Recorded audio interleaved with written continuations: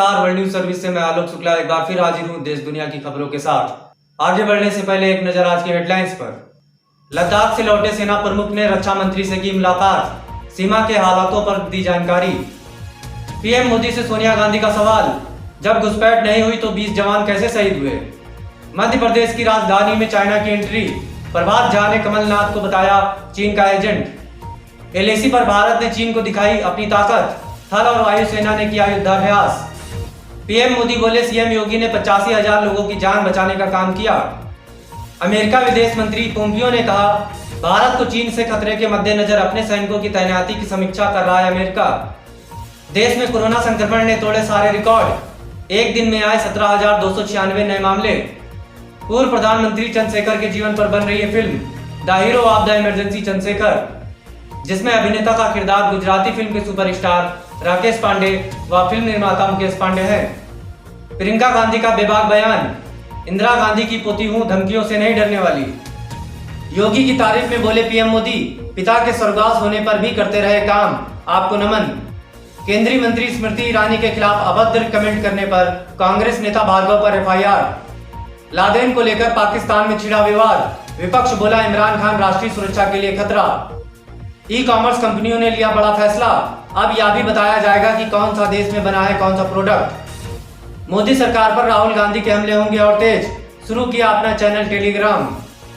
चीन को लेकर अमेरिका हुआ और भी सख्त, हांगकांग बिल के खिलाफ सीनेट में पास किया गया प्रस्ताव।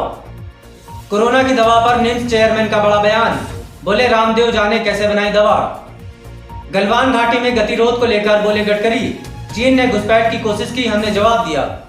जवानों की शहादत पर राजनीति, शिवसेना ने पीएम मोदी पर लगाया सेना का इस्तेमाल करने का आरोप।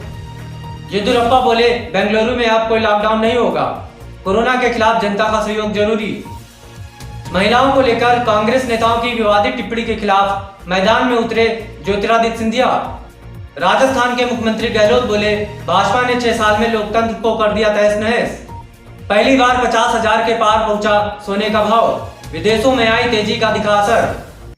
अब समाचार विस्तार से। सापा नेता राम गोविंद चौधरी हुए कोरोना पॉजिटिव, पीजीआई में किए गए शिफ्ट। WNS लखनऊ से बड़ी खबर है कि समाजवादी पार्टी के वरिष्ठ नेता राम गोविंद चौधरी कोरोना पॉजिटिव हो गए हैं। रिपोर्ट आने के बाद राम गोविंद चौधरी को पीजीआई में भर्ती कराया जा रहा है। तबीयत खराब होने के बाद कल राम गोविंद चौधरी मेदांता में भर्ती हुए थे, लेकिन अब रिपोर्ट पॉजिटिव आने के बाद उन्हें पीजीआई शिफ्ट किया जा रहा है। राम गोविंद चौधरी की गिनती समाजवादी पार्टी के बड़े नेताओं में होती है। कोरोना पॉजिटिव की रिपोर्ट आने के बाद राम गोविंद चौधरी के संपर्क में आए लोगों की तलाश शुरू हो गई है। उन्हें क्वारंटाइन किया जा सकता है। फिलहाल राम गोविंद चौधरी को संजय गांधी पीजीआई में शिफ्ट किया जा रहा है। WNS की पूरी टीम ईश्वर से प्रार्थना करती है कि जल्द ही उनका स्वास्थ्य ठीक हो और वो फिर से अपने पद पर कार्यशील हो जाएं। देश के कई राज्यों में बढ़ाया गया लॉकडाउन, राज्य सरकारों ने लिया फैसला। WNS दिल्ली से मिली जानकारी के अनुसार भारत में कोरोना वायरस के मामले लगातार बढ़ते ही जा रहे हैं। देश में अब तक 4,90,400 से ज्यादा मामले आ चुके हैं, जिसमें 15,300 से ज्यादा लोगों की मौत भी हो चुकी है। कोरोना के बढ़ते मामले को देखते हुए राज्य सरकारों ने लॉकडाउन को बढ़ाने का निर्णय लिया है। पश्चिम बंगाल और असम में लॉकडाउन को बढ़ाने का फैसला राज्य सरकारों ने किया। पश्चिम बंगाल में भी लॉकडाउन 31 जुलाई तक बढ़ा दिया गया है।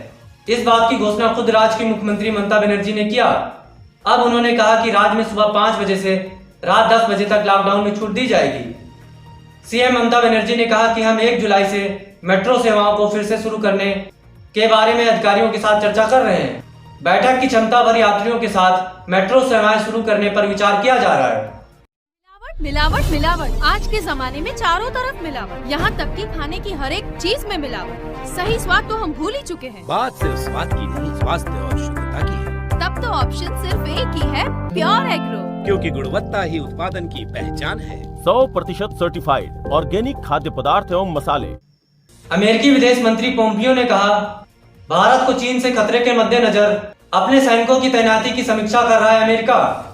WNS वाशिंगटन से मिली रिपोर्ट के मुताबिक अमेरिका के विदेश मंत्री माइक पोम्पियो ने बृहस्पतिवार को कहा कि भारत, मलेशिया, इंडोनेशिया और फिलीपींस जैसे एशियाई देशों को चीन से बढ़ते खतरे के मद्देनजर अमेरिका दुनिया भर में अपने सैनिकों की तैनाती की समीक्षा कर उन्हें इस तरह से तैनात कर रहा है कि वे जरूरत पड़ने पर पीपल्स लिबरेशन आर्मी का मुकाबला कर सकें। पोम्पियो ने जर्मन मार्शल फंड के वर्चुअल ब्रसेल्स फोरम में एक सवाल के जवाब में यह कहा। उन्होंने कहा कि राष्ट्रपति डोनाल्ड ट्रंप के निर्देश पर सैनिकों की तैनाती की समीक्षा की जा रही है और इसी योजना के तहत अमेरिका जर्मनी में अपने सैनिकों की संख्या करीब 52,000 से घटाकर 25,000 कर रहा है। योगी की तारीफ में बोले पीएम मोदी, पिता के स्वर्गवास होने पर भी करते रहे काम। WNS वाराणसी इंफॉर्मेशन सेंटर से ब्यूरो चीफ DS मिश्रा से मिली रिपोर्ट के मुताबिक प्रधानमंत्री नरेंद्र मोदी ने शुक्रवार को आत्मनिर्भर उत्तर प्रदेश रोजगार अभियान की शुरुआत की। अभियान का लक्ष्य रोजगार प्रदान करने, उद्योग संगठनों और अन्य संस्थानों को साथ जोड़ना है। मोदी ने अभियान की शुरुआत वीडियो कॉन्फ्रेंस से की। उन्होंने प्रदेश के 6 जिलों के ग्रामीणों से संवाद किया। राज्य के सभी जिलों के ग्रामीण साझा सेवा केंद्र और कृषि विज्ञान केंद्रों के जरिए इस अभियान के उद्घाटन का साक्षी बने। इस मौके पर उन्होंने योगी की जमकर तारीफ की। उन्होंने कहा कि सीएम योगी ने पिता के स्वर्गवास होने पर भी काम किया। पीएम ने कहा, इसके लिए मैं योगी को नमन करता हूं।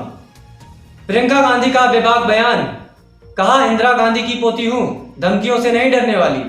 WNS दिल्ली से मिली रिपोर्ट के अनुसार कांग्रेस महासचिव प्रियंका गांधी वाड्रा ने आगरा जिला प्रशासन और उत्तर प्रदेश बाल अधिकार संरक्षण आयोग की ओर से हाल में दिए गए नोटिस को लेकर करारा जवाब दिया।